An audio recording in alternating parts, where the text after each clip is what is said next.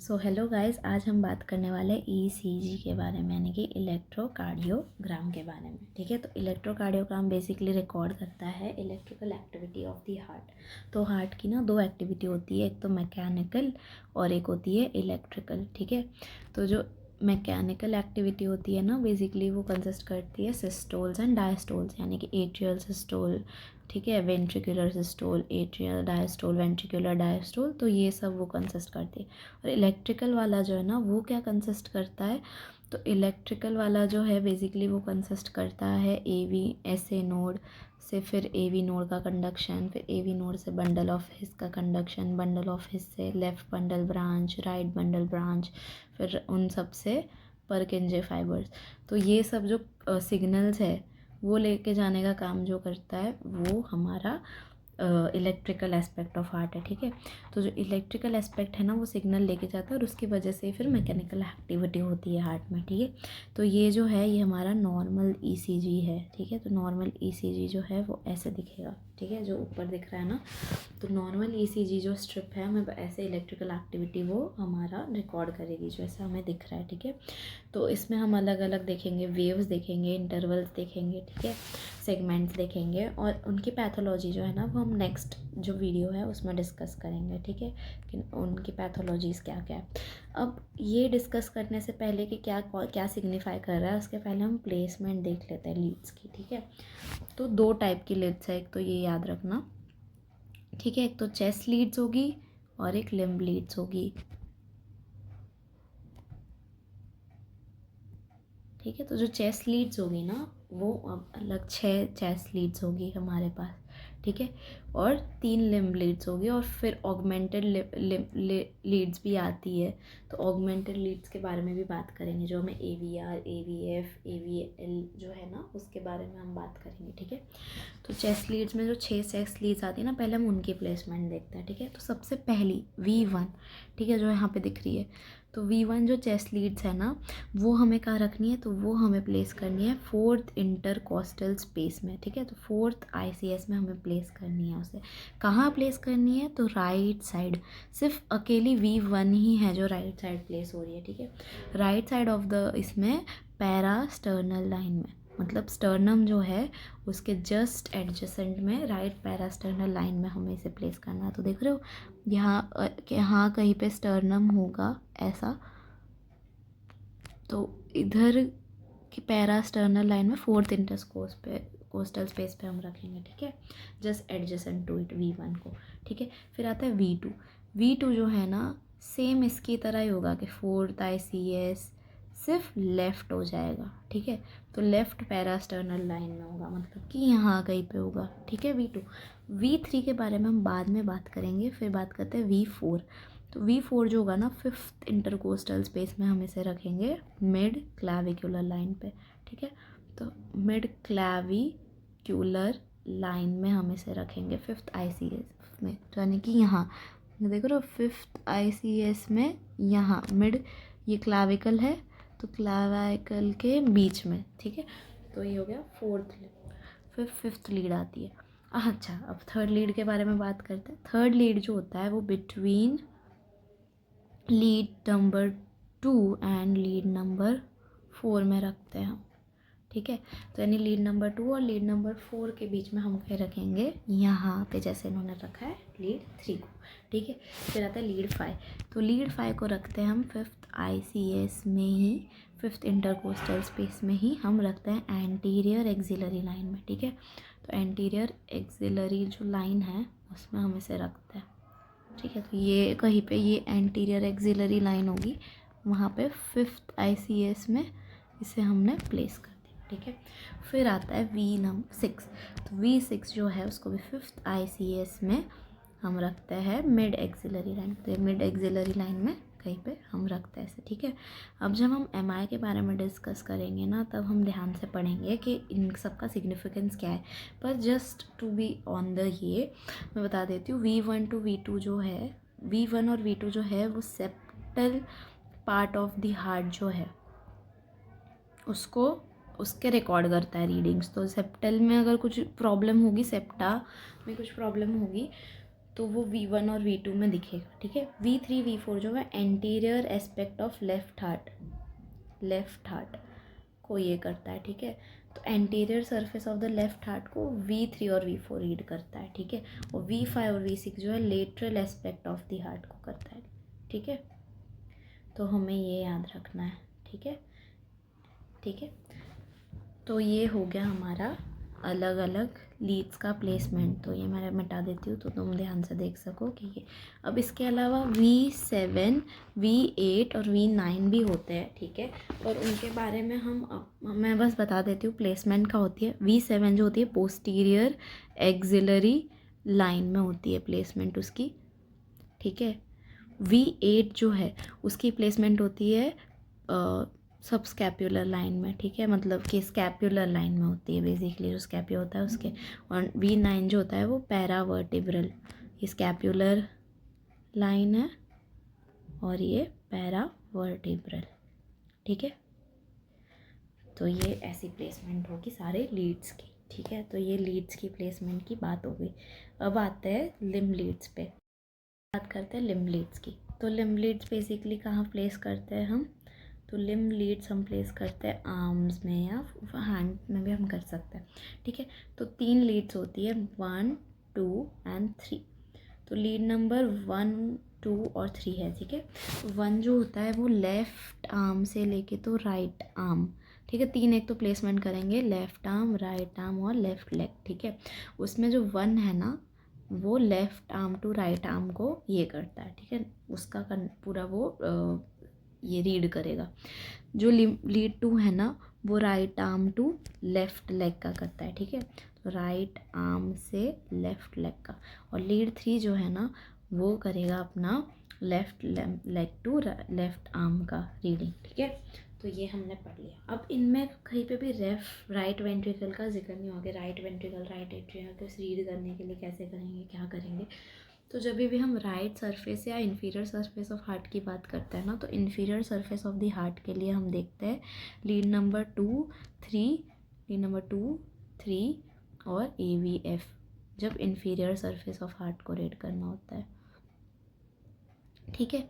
और जब right side को करना होता है ना तो V1 का कुछ पार्ट तो राइट साइड को रीड करता ही है, और एक लीड नंबर होती है V4R, ठीक है। मतलब वो राइट साइड के लिए होती है बेसिकली, तो वो राइट साइड को रीड कर पाएगी, ठीक है। तो जब राइट साइड का कुछ वो होगा तो उससे मिलेगा, और ये वाला जो है AVF 2 और 3 से हमें इन्फीरियर सरफेस मिलेगा, ठीक है।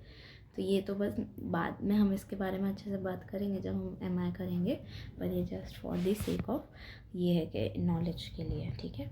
और AVR, AVL, AVF ये ऑगमेंटेड लीड्स होती है। तो ऑगमेंटेड जो लीड्स होती है उनका क्या बेसिकली रोल होता है? तो ऑगमेंटेड लीड्स जो होती है ना वो 1.5 टाइम्स फास्टर सिग्नल जो है वो परसीव कर पाती है। मतलब ज़्यादा उसका जो सिग्नल परसेप्शन है वो ज़्यादा स्ट्रॉन्ग है, ठीक है। तो ज़्यादा अच्छे से वो बता पाएगी हमें कि क्या किधर प्रॉब्लम है, ठीक है। तो AVR मतलब ये right surface of the heart जो है उसको रीड करेगा, ठीक है। जो AVL है वो left surface of the heart को करेगा, और AVF जो है ना वो inferior surface of the heart को करेगा, ठीक है। इसलिए हमने पढ़ा ना कि इन्फीरियर सरफेस के लिए हम AVF 2 और 3 को लेते हैं, ठीक है। तो ये हो गया हमारा लीड्स के ऊपर डिस्कशन, ठीक है, कि कौन सी लीड्स कहाँ प्लेस करनी है जिससे हमें ECG रीडिंग मिल सकती है, ठीक है। तो ये तो हो गया लीड्स के बारे में डिस्कशन। अभी एक बार जब लीड्स हो गया है तो अब हम बात करते हैं हमारे जो ECG है उसके बारे में। तो ECG के लिए ना ECG को एनालाइज करने के लिए कुछ स्टेप्स होते हैं, ठीक है। तो ECG को अगर हम पढ़ रहे हैं ना तो ECG पढ़ने के लिए कुछ स्टेप्स होते हैं। पहला तो तुम क्या देखते हो? हार्ट रेट, ठीक है। तो तुम ECG के थ्रू हार्ट रेट फाइंड करोगे सबसे पहले कि क्या हार्ट रेट है। फिर दूसरा तुम क्या फाइंड करोगे? दूसरा तुम फाइंड करोगे रिदम कैसी है उसकी, रेगुलर इरेगुलर, ठीक है। रिदम, रुको शिट मैंने स्पेलिंग मिस्टेक कर दी, ठीक है, ओके। तीसरा तुम क्या करोगे? तीसरा तुम एक्सिस डेविएशन देखोगे कि एक्सिस डेविएशन किस तरफ क्या है, ठीक है। उसके बाद चौथा तुम क्या देखोगे? इंडिविजुअल वेव्स को देखोगे, ठीक है, कि individual waves, P wave, Q wave, R wave. फिर तुम सेगमेंट्स को, इंटरवल्स को कैलकुलेट करोगे बेसिकली, कि इंटरवल का टाइम जो है बराबर है कि नहीं, तो इंटरवल्स चेक करोगे तुम, ठीक है। उसके बाद में कोई भी अबनॉर्मेलिटी होगी तो उसको एनालाइज करोगे कि कोई डिजीज़ या पैथोलॉजी से वो मैच कर रही है क्या, ठीक है। तो उससे फिर फाइनली तुम अपने इस पे आओगे कि क्या डायग्नोसिस है इससे, इस ईसीजी का, ठीक है। तो आज तो हम ईसीजी का थोड़ा एस्पेक्ट ही पढ़ रहे हैं। एक तो हमने प्लेसमेंट तो कर ली, अब हम पढ़ेंगे वेव्स, अलग अलग वेव्स, इंटरवल, उनका नॉर्मल ड्यूरेशन क्या है, ठीक है। उसके बाद हम पढ़ेंगे हार्ट रेट, एक्सेस डेविएशन, ठीक है। इंडिविजुअल वेव्स और ये सब जो है ये हम नेक्स्ट वाले इसमें करेंगे, ठीक है। तो बात करते हैं हमने फर्स्ट स्टेप से पहले तो नॉर्मल वेव्स की, तो पहले बात करते हैं पी वेव की, ठीक है। तो नॉर्मली मैं एक ईसीजी बनाती हूँ, देखो ये है पी वेव, मैं थोड़ा बड़ा बना दिया, रुको, ये है पी वेव, फिर क्यू आर एस वेव होगी एक, फिर टी वेव थोड़ी बड़ी होगी पी वेव के कंपैरिजन में। तो ये हमारा नॉर्मल ईसीजी है, ठीक है। तो ये इतना एक्यूरेट नहीं है, अब तुम उसमें मेजरमेंट करने मत जाना कि ये इतना मिलीमीटर है, ये तो नहीं होगा ऐसा वैसा। ये एक जस्ट एनालाइज के लिए है कि पी वेव होगी, एक क्यू आर एस वेव होगी, एक टी वेव होगी, और इनमें इंटरवल होगा, जैसे कि पी आर इंटरवल एक होगा, उसके बाद में एक एस टी सेगमेंट होगा, ठीक है, और एक क्यू टी इंटरवल होगा, it will be Q D, तो क्यू टी इंटरवल होगा, ठीक है। एक अलग वेव की बात करेंगे, क्यू वेव, ठीक है, ओके। तो ये सब जो है ये हमारे अलग अलग वेव्स की बात होगी, ठीक है। तो पहले स्टार्ट करते हैं पी वेव से। तो अब नॉर्मल जब भी ईसीजी देखो ना, तो जूम करके देखते हैं दो, तो एक तो तुम्हें लार्ज बॉक्सेस दिखेंगे एक, ठीक है, तो लार्ज बॉक्सेस दिखेंगे एक, ठीक है। तो ये लार्ज बॉक्सेस है, और इनके बीच में ये जो दिख रहा है ना, ये स्मॉल बॉक्सेस, ठीक है। तो स्मॉल बॉक्सेस है और लार्ज बॉक्सेस, ठीक है। तो जो लार्ज बॉक्सेस है ना, वो हम करते हैं, large boxes are for calculating heart rate, ठीक है। तो जब हम हार्ट रेट कैलकुलेट करेंगे ना, तब हम लार्ज बॉक्सेस का नंबर कैलकुलेट करेंगे, ठीक है। पर जो स्मॉल बॉक्सेस है ना, वो इंडिविजुअल जो वेव है, इंडिविजुअल वेव का जो ड्यूरेशन है, जो उसका वो है ना, उसके लिए रहता है, ठीक है, विजुअल वेव, ठीक है, उसके लिए रहता है, ठीक है। तो अब हम देखते हैं, ठीक है। तो पी वेव से स्टार्ट करते हैं। तो पी वेव क्या सिग्निफाई कर रही है, तो पी वेव सिग्निफाई करती है एट्रियल सिस्टोल को, या एट्रियल डीपोलराइजेशन, क्योंकि हम मैकेनिकल नहीं, हम अभी इलेक्ट्रिकल बात करें तो डिपोलराइजेशन वर्ड यूज़ करते हैं, राइट। तो रिपोलराइजेशन मतलब रिलैक्सेशन, डिपोलराइजेशन मतलब कॉन्ट्रैक्शन, ओके। तो एट्रियल डिपोलराइजेशन हुआ, ठीक है। अब पी वेव का नॉर्मल ड्यूरेशन क्या होता है ना, तो अब इसमें जाने से पहले कि उसका नॉर्मल ड्यूरेशन क्या होता है, हम देख लेते हैं कि स्मॉल बॉक्स जो है, स्मॉल बॉक्स क्या सिग्निफाई कर रहा है। तो ईच स्मॉल बॉक्स जो है ना, वो सिग्निफाई करता है 40 मिली सेकेंड्स का ड्यूरेशन, ठीक है। हम इसको सेकेंड्स में भी लिख सकते हैं, पर वो 0.04 ऐसे सब बहुत कंफ्यूजिंग हो जाएगा, ठीक है। तो हम याद करने के लिए इसको कैसे याद करते हैं कि हर छोटा बॉक्स जो है वो 40 मिली सेकेंड्स को सिग्निफाई कर रहा है, ठीक है, कि एक एक स्मॉल बॉक्स की कीमत 40 मिली सेकेंड्स है, ठीक है। तो पी वेव क्या बताता है ना, पी वेव कहता है कि नॉर्मल ड्यूरेशन पी वेव का कितना है, 120 मिली सेकेंड्स, ठीक है। तो अब इसको कैसे याद करेंगे, तो 120 मिली सेकेंड्स को हम बॉक्स से भी तो याद कर सकते हैं, एक बॉक्स 40 मिली सेकेंड्स का है, तो 120 मिली सेकेंड्स मतलब कितने हुए, 3 स्मॉल बॉक्सेस, ठीक है। तो 3 स्मॉल बॉक्सेस हो ना, तो उसको कहते हैं हम, या 3 स्मॉल स्क्वायर्स हो ना, तो उसको कहते हैं हम पी वेव का नॉर्मल ड्यूरेशन। तो जैसे इधर ही देख लो, ये हमारी पी वेव है, ठीक है। तो कितने बॉक्सेस में आ जानी चाहिए, 3, तो दिख रही 1 2 3, तो आ गई 3 बॉक्सेस में, 1 2 3, ठीक है। तो 3 बॉक्सेस के अंदर है, तो ये नॉर्मल पी वेव है, ठीक है।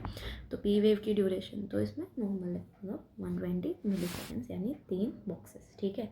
अब क्या होता है ना, एक हाइट की भी बात होती है, तो एक तो ये हो गया लेंथ, एक हाइट होती है, ठीक है। तो हाइट नॉर्मल पी वेव की कितनी होनी चाहिए, तो हाइट नॉर्मल पी वेव की कितनी होनी चाहिए, लिम्ब लीड्स में less than 2.5 millimetre, limb leads में, और जो चेस्ट लीड्स है ना, उसमें ये होनी चाहिए अराउंड 1.5 मिलीमीटर से कम, तो ओके, तो अब ये कैसे पता चलेगा मिलीमीटर का? तो हमें क्या याद रखना है कि जैसे हमने ड्यूरेशन याद रखा ना, वैसे ही एक स्मॉल बॉक्स जो होता है, ठीक है, वो लेंथ में 1 मिलीमीटर के बराबर होता है, ठीक है, तो 1 मिलीमीटर के बराबर होगा, राइट। तो अगर हम यहाँ देखें गौर से, जो बहुत मुश्किल है देखना, तो हम देख सकते हैं कि ये कुछ 1.5 बॉक्स जितना ऑक्यूपाई कर रहा है ना, तो 1.5 या 1.5 ही कहो इसे, तो 1.5 बॉक्स जितना ऑक्यूपाई कर रहा है, मतलब कि 1.5 मिलीमीटर, ठीक है। तो चेस्ट लीड में 1.5 मिलीमीटर होना चाहिए, और लिम्ब लीड में कितना बोला मैंने, 2.5 मिलीमीटर, राइट। तो इससे हमें पता चल जाएगा कि ये नॉर्मल पी वेव, तो हमारा पी वेव तो नॉर्मल आया इस ये जो BCG स्ट्रिप है उसका, ठीक है। तो पी वेव आ गया हमारा नॉर्मल। अब हम इसके बारे में जो पैथोलॉजी है ना वो बाद में बात करेंगे कि क्या नॉर्मलिटीज़ होगी। अब हम दूसरी वेव की तरफ बढ़ते हैं, QRS। उससे पहले हम बात करते हैं PR इंटरवल की, ठीक है। तो PR इंटरवल जो है बेसिकली वो क्या होता है, तो PR इंटरवल जो होता है ना, नाम उसका PR है, लेकिन वो start of the P wave से लेके तो Q वेव का जो स्टार्ट है ना वहाँ तक का है, ठीक है। तो यहाँ तक का है PR इंटरवल, यानी यहाँ से P वेव के स्टार्ट से लेके तो Q वेव के स्टार्ट तक का जो इंटरवल है उसे PR इंटरवल कहते हैं, ठीक है। तो PR इंटरवल जो है ना बेसिकली वो AV नोडल कंडक्शन सिग्निफाई कर रहा है, ठीक है। तो पहले एट्रियल डिपोलाइजेशन तो हो गया, उसके बाद एट्रिया से ऐसे नोड तो एक्टिवेट हो गया, उसके बाद AV नोड से आएगा, तो AV नोडल कंडक्शन जो है ना वो सिग्निफाई कर रहा है PR इंटरवल हमारा, ठीक है। तो नॉर्मल जो ड्यूरेशन होती है PR इंटरवल की, नॉर्मल ड्यूरेशन वो कितनी होती है, तो वो होती है अराउंड 120 to 200 मिली सेकेंड्स, ठीक है। तो इसकी कितनी होगी, मतलब 3 to 5 स्मॉल स्क्वायर्स। हम स्क्वायर्स के इसमें क्यों बात कर रहे हैं, ताकि इजीली तुम्हें याद रहे, ठीक है, क्योंकि ड्यूरेशन तो तुम ऐसे कंफ्यूज हो जाओ, बट तुम स्क्वायर के हिसाब से तुम याद कर सकते हो, ठीक है। तो अब PR इंटरवल की एक खासियत क्या है कि हम PR इंटरवल क्यों देख रहे हैं, क्योंकि हार्ट रेट से इन्वर्सली प्रोपोर्शनल होगा, मतलब मेरा हार्ट रेट जितना ज़्यादा होगा मेरा इंटरवल उतना छोटा होगा, यानी इन टैकीकार्डिया PR इंटरवल जो होगा वो शॉर्ट हो जाएगा, और ब्रैडीकार्डिया में यानी जब हार्ट रेट कम होगा तो PR इंटरवल जो है प्रोलॉन्ग हो जाएगा, ठीक है। तो लॉन्ग PR इंटरवल, ठीक है। तो ये कैसे पता चलेगा, तो हम ये number of small squares calculate कर लेंगे, फिर देख लेंगे कि अगर 3 to 5 से वो ज़्यादा है तो मतलब लॉन्ग PR हो गया यानी ब्रैडीकार्डिया है, और अगर 3 to 5 से कम है यानी शॉर्ट PR हो गया यानी टैकीकार्डिया है, ठीक है। तो उससे पता चलेगा टैकीकार्डिया है कि ब्रैडीकार्डिया। तो कोशिश करते हैं यहाँ ढूंढने की। तो ये स्टार्ट ऑफ PR है और P है, और ये स्टार्ट ऑफ Q है, ठीक है।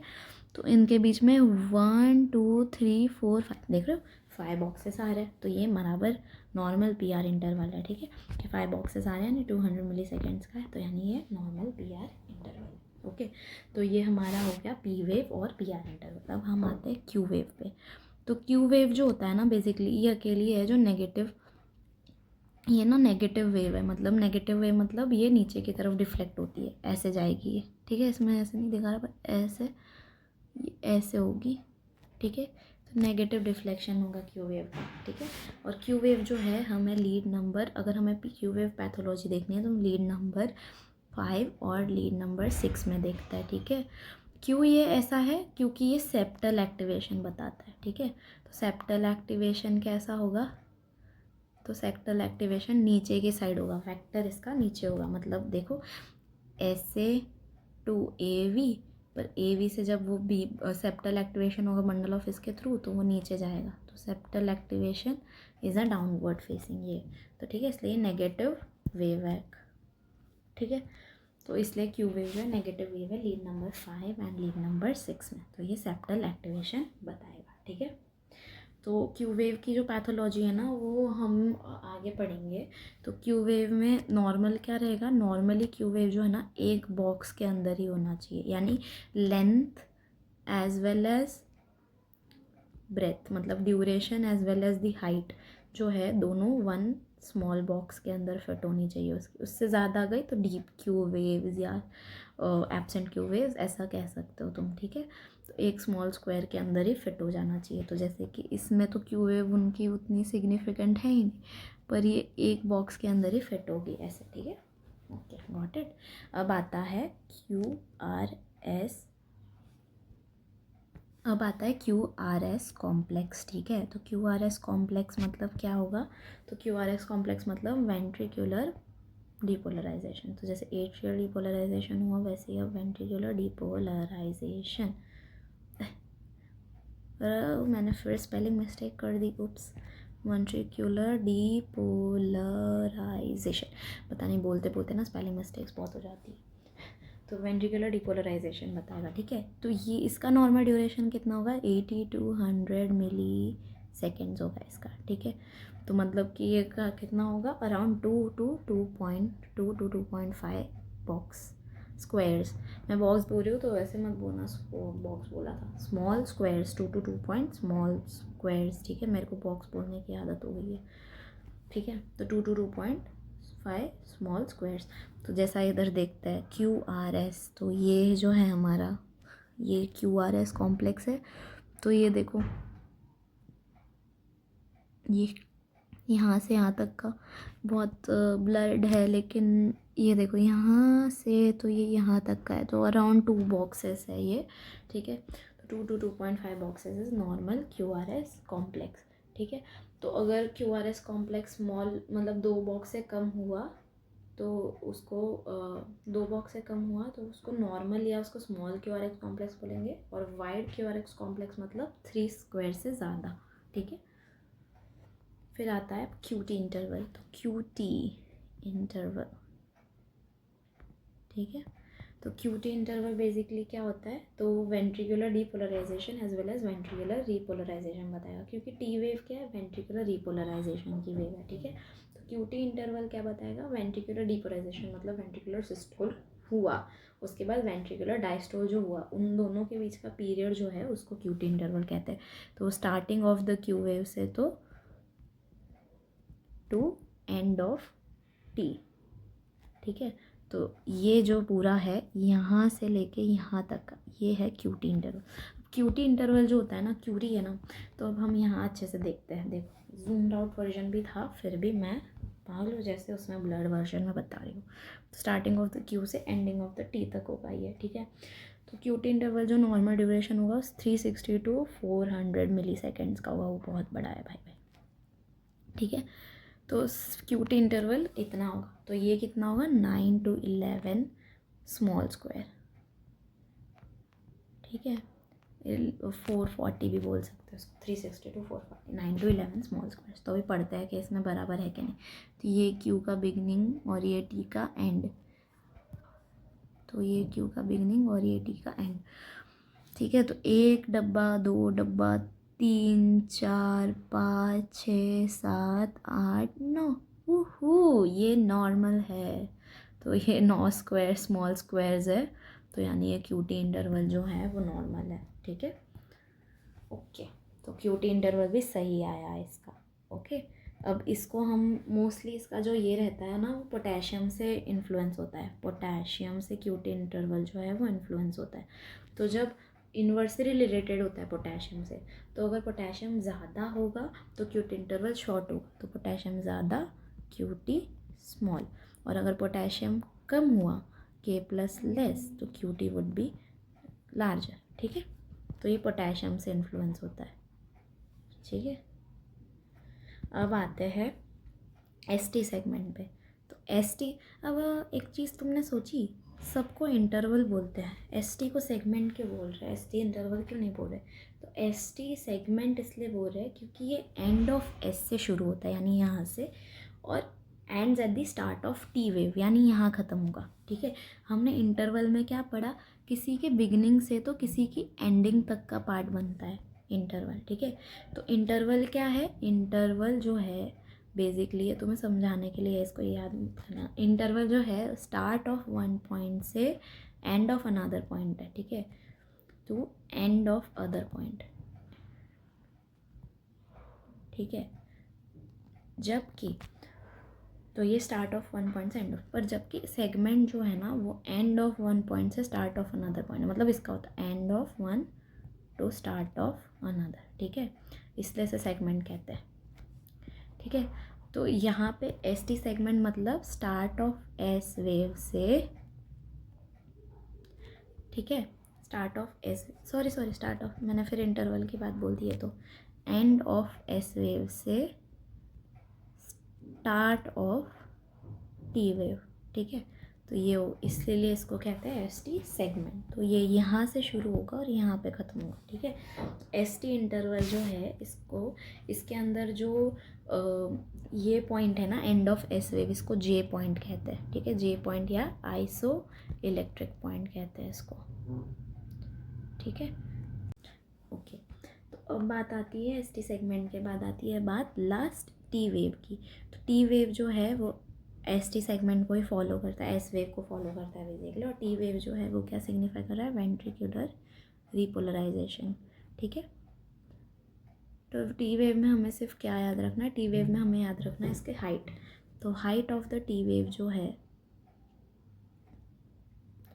वो कितनी होती है, तो हाइट ऑफ टी वेव जो होती है वो होती है चेस्ट लीड्स में और लंब लीड्स में अलग होती है। जो चेस्ट लीड में, जैसे हमने पी वेव में पढ़ा था, इसमें उल्टा है, पी वेव में हाइट ज़्यादा थी लंब लीड्स में कंपेयर टू चेस्ट लीड्स, पर इसमें क्या हो जाएगा, चेस्ट लीड्स में ज़्यादा हाइट होगी और लिम्ब लीड्स में कम, ठीक है।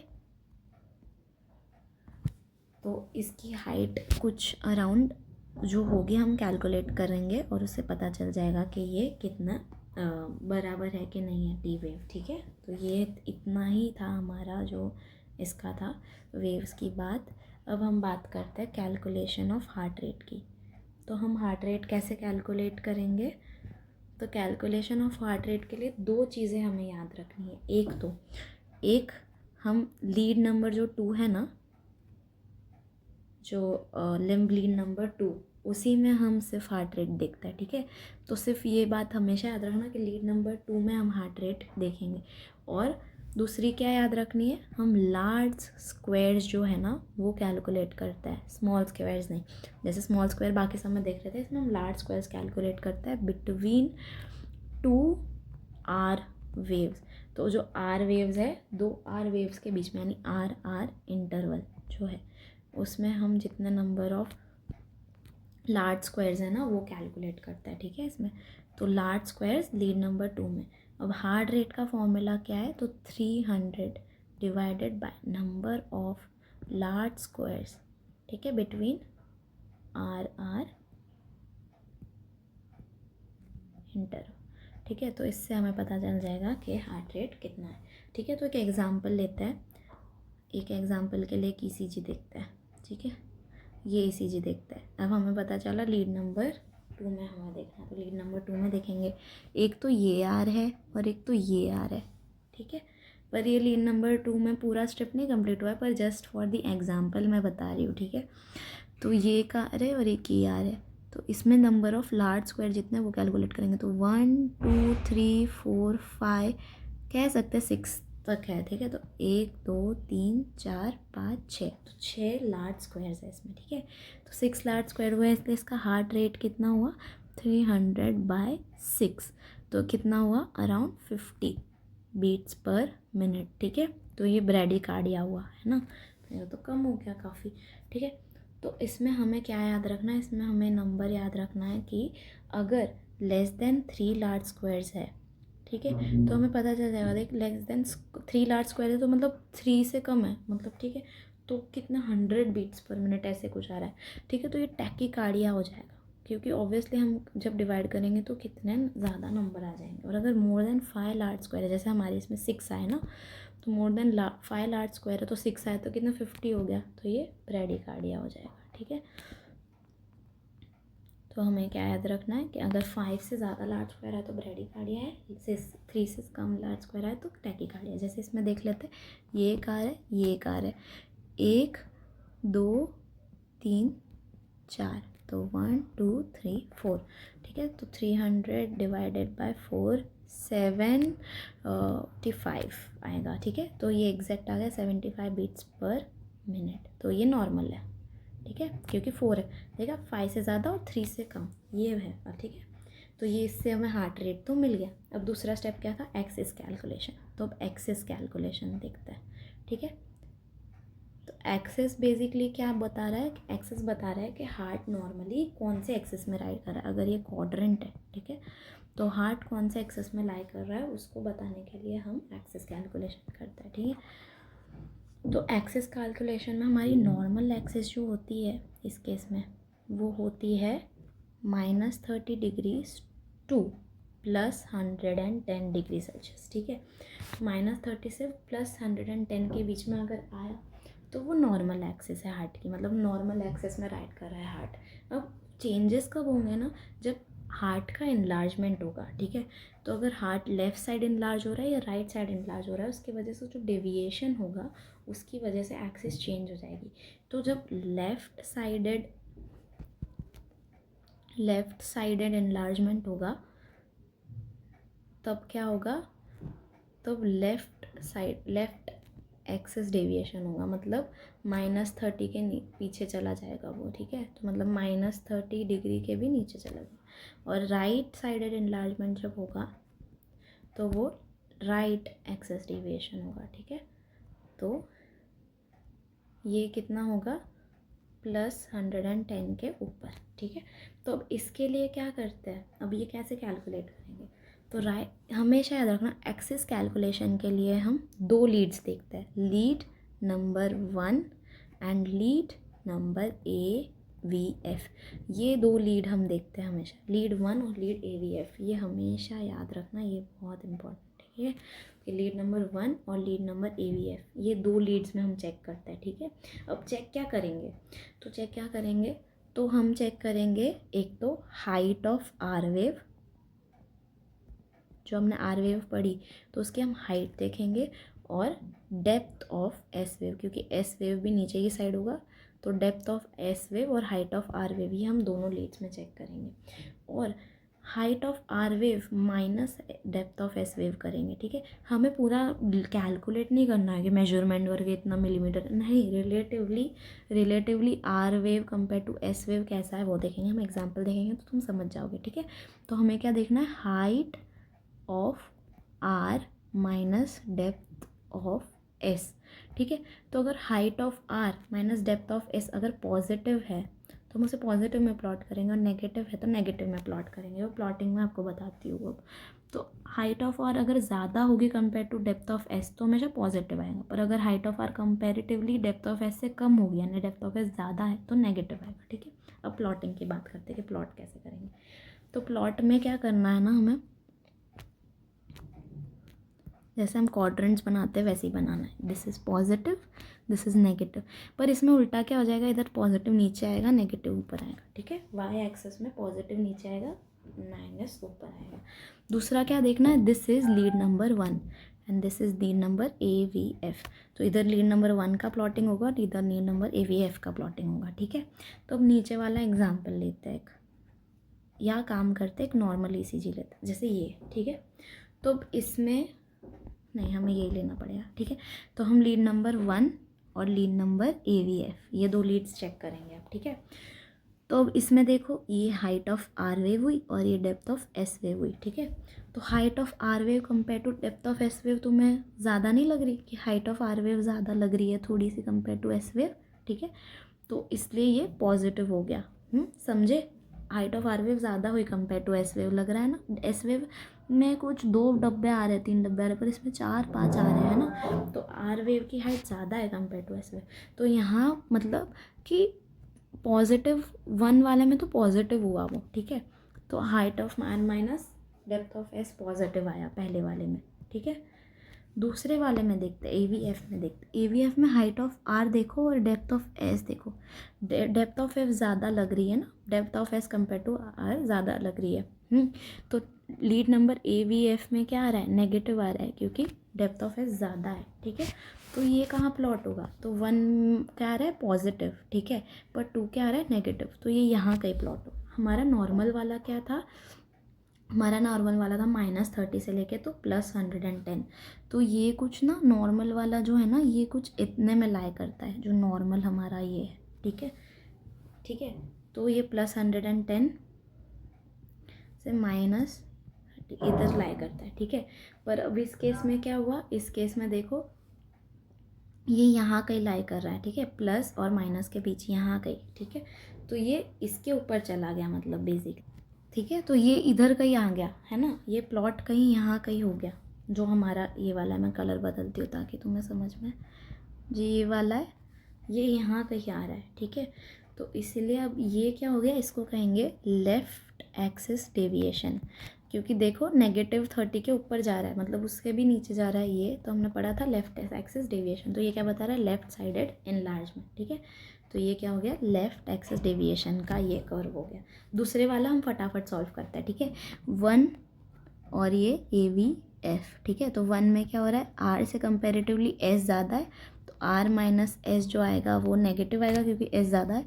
F में देखो R ज़्यादा है, S का तो अस्तित्व ही नहीं है, तो इसमें R माइनस S पॉजिटिव आ रहा है, ठीक है। तो अब इसको जब प्लॉट करेंगे, ठीक है, हमें एकदम रफली करना है, हमें कुछ अच्छे से नहीं करना है इसको, क्योंकि हमारे ECG के लिए, ठीक है। तो नॉर्मल वाला तो हमें पता है इधर से इधर तक कुछ लाया करता है, पर अब यहाँ देखते हैं, तो ये अब दूसरे कलर से देखते हैं। तो यहाँ पे क्या सीन हो रहा है कि पहले वाली लीड, ये पहली लीड और ये AVF, तो पहले वाली लीड में नेगेटिव में है, यानी यहाँ कहीं है, और दूसरी वाली लीड में पॉजिटिव में, यानी यहाँ कहीं है, तो यानी कि ये ऐसे आएगा, ठीक है।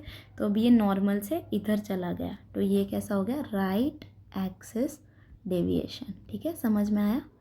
तो ये जो है ये राइट एक्सिस डेविएशन शो करेगा, यानी राइट साइडेड इनलार्जमेंट, ठीक है। अब ये वाला जो है और देखते हैं ये क्या है। तो अब इसमें क्या हो रहा है, तो इसमें क्या हो रहा है, इसमें 1 और AVF, ठीक है। तो 1 में देखो S के R के कंपैरिजन में S के डेप्थ काफ़ी ज़्यादा है, R तो दिख भी नहीं रही है और S कितनी डीप है, ठीक है। तो इसमें क्या हो गया, R minus S comes out to be negative.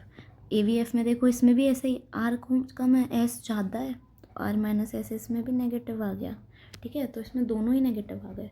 तो अब इसको प्लॉट करते हैं कर्व में, तो इसको प्लॉट करने जाएंगे अगर हम, ठीक है, पॉजिटिव नेगेटिव, ठीक है। नॉर्मल वाला अब हम नहीं करें, नॉर्मल वाला हमें पता है इधर कहीं आएगा, ऐसा हम मान लेते हैं ना। तो ये अब नॉर्मल वाला जो है ये कहाँ प्लॉट होगा, तो देखो ये भी नेगेटिव, ये भी नेगेटिव, तो ये यहाँ कहीं आएगा। तो ये क्या हो गया, एक्सट्रीम एक्सिस डेविएशन, मतलब एकदम ऑपोजिट ही चला गया। तो एक्सट्रीम एक्सिस डेविएशन बता रहा है ये, ठीक है। तो एक्सट्रीम एक्सिस डेविएशन मतलब क्या हो गया कि एकदम ही ऑपोजिट चला गया, मतलब हाइट ऑफ R तो हर दोनों में ही S के कंपैरिजन में कम है, ठीक है। तो ये जब ब्रॉड QRS टैकीकार्डिया होता है, ठीक है, ब्रॉड QRS टैकीकार्डिया जिसको हम वेंट्रिकुलर टैकीकार्डिया VTB कहेंगे, तो उस केस में ये होगा, ठीक है, कि एक्सट्रीम एक्सिस डेविएशन हो जाएगा, क्योंकि वो ऐसे कुछ हो जाएगी, वेव जो है ऐसे ऐसे ऐसे कुछ दिखेगी, ठीक है। तो उस केस में क्या होगा कि बहुत ही कंपैरेटिवली S की डेप्थ बढ़ जाएगी कंपेयर टू R वेव बहुत ही नॉन सिग्निफिकेंट रहेगी, क्योंकि बहुत फटाफट वो जो है कॉन्ट्रैक्ट करेगा, ओके। तो ये हमने आज क्या पढ़ा, calculation of heart rate, axis deviation का चीज़ पढ़ी हमने कि कैसे देखते हैं, चेस्ट लीड्स का प्लेसमेंट पढ़ा, और इसी के साथ नॉर्मल वेव्स की ड्यूरेशन क्या है वो पढ़ी, ठीक है। तो इतना ही आज के लिए, थैंक यू।